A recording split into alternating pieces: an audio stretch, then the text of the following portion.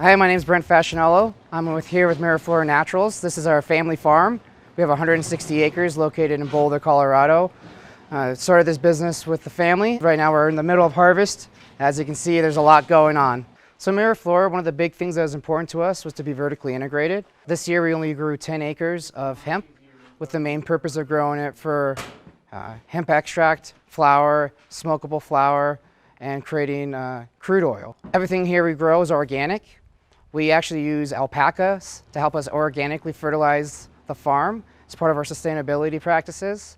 So farming in Colorado can be very challenging. One of the bigger reasons is the weather. Through the season, we dealt with cold temperatures at the very beginning when we planted, to having extreme drought with no rain, to an early snowstorm that brought about 10 inches of snow and had a big potential to wiping out our crop this year. We got very lucky with the good genetics we had. Most of the plants survived. After the snowstorm, we had several plants that broke off at the top, and so we went and harvested those right away, and it allowed for the bottoms to grow even bigger and fuller.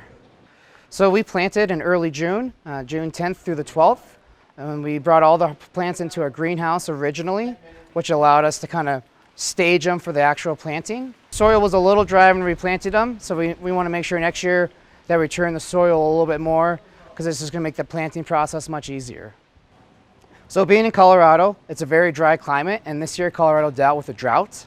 So every week we're monitoring the water that we are allotted to. This year we did it with an overhead pivot. We're looking in the future to go to more of a drip system. The one thing we liked about having the 3 varieties is that it allowed us to harvest in different phases. We're ready to harvest at different points in their maturity. So we're able to kind of have a growing harvest of harvesting over several weeks.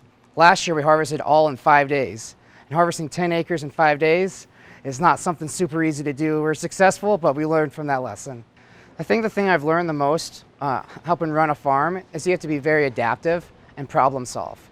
And so through the last couple of years, we've learned a lot of little small things. And so I think going forward, what we need to do is pull together and take all those learnings and put it into almost like a farm plan for 5 years. And every year, that way we can say, oh, hey, last year was a drought. Here's what happened. Next year, we had more moisture, so here's what happened. And start collecting all that data. The thing I'm most excited for right now is growing the farm. We're a couple years into growing hemp on this location, and we're really excited to get the varieties that work well for us and continue growing those.